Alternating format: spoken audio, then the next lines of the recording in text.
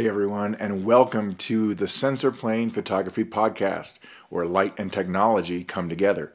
I'm your host, Jason Odell, and thanks for joining me today. The creative topic I'd like to talk about today is your white balance setting in your cameras. Now, in digital photography, white balance controls the color temperature of the scene from a warm or orange color cast to a blue color cast, as well as a green magenta axis. And by adjusting our white balance, we try to achieve neutral whites and neutral grays without any kind of weird color casts to them. It's important to keep in mind that our digital cameras don't work to perceive color in the same way our brains do. So when you're in a particular room, it might have a warm incandescent glow to it, but we really don't think much about that when we're looking at the shots when we're looking at in a scene in a room, because our brain sort of just compensates and it says, okay, this is white, this is not white. Your camera doesn't have that ability, so we've got to tell it what color temperature to use in the camera. Now there's two different ways of doing this in the camera. The first and the simplest way is to just set your white balance to the automatic or auto white balance AWB setting. That's real simple to do, and in most cases it works just fine, especially outdoors and to a certain extent indoors under tungsten lighting. But if you start getting into fluorescent lights or strange conditions where it's very early in the morning, very late at night, extreme shade, you might have better luck using a preset white balance. Now your camera is going to include many different presets. It'll have incandescent, daylight or sunny, cloudy, shade, fluorescent, and many of these are user adjustable in your camera menu settings. You can go in there and fine tune them for a particular scene. A lot of cameras also have a preset or custom white balance setting, which requires that you take a picture of a white or neutral gray object that fills the frame, and then you've got a preset white balance. Now this works great as long as you've got a lighting condition that isn't going to change over time. One of the things I like to do is when I'm in the field, and I'm usually taking pictures outdoors, that's the kind of photography that I like to do, is I like to just go ahead and use one of the in-camera presets. And usually that for me is the daylight or sunny setting. The reason I choose that setting is because anytime I'm outdoors and I have a sky, the daylight white balance preset is going to keep my sky looking blue.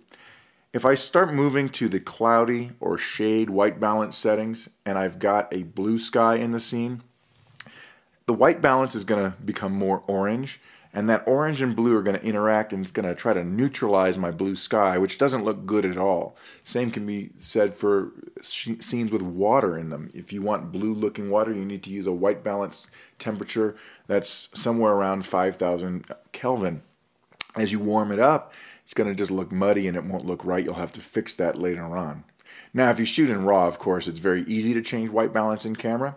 And so one of the things you can get is something that's called a gray card or a white balance card. You can include it in the frame and then use your little eyedropper in Lightroom or Aperture or your other RAW program to just manually set the white balance.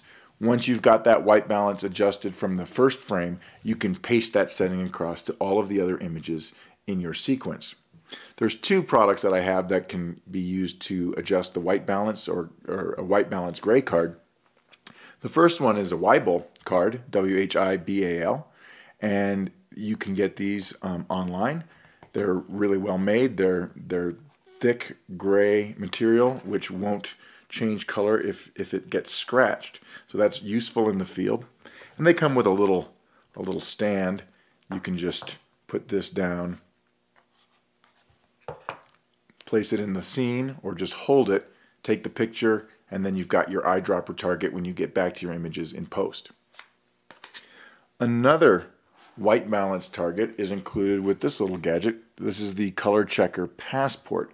Now the Color Checker card is lots of these color patches, and there are indeed some neutral grays on here. But on the other side of the Color Checker Passport, we will find a nice neutral gray target. And if you stand this thing like this, you can stand it up again, you can hold it in the frame, whatever you prefer to do, you can use that for your eyedropper target in post. So this is a great product as well, the X-Rite Color Checker Passport. So what I want to do is take a look at situations where we can adjust the white balance in post to alter the mood of the image. Because one of the cool things about white balance is that if you don't have a blue sky or some obvious color target, sometimes color casts can be interesting. As we warm up an image, it looks a little more warm and inviting. As we make the image more blue, it looks a little bit colder, and you can get a particular feel in different kinds of scenes by just manipulating the white balance, not a lot, but just a slight amount. You can also fiddle around with the white balance colors in scenes where you don't have skies, and you can get some interesting effects, and that works really well in things like night shots or city photography. So what I want to do is go over into my Lightroom catalog and take a look at a couple of images where we can play around with the white balance. I want to start here with this traditional outdoor shot in which I took in normal daylight.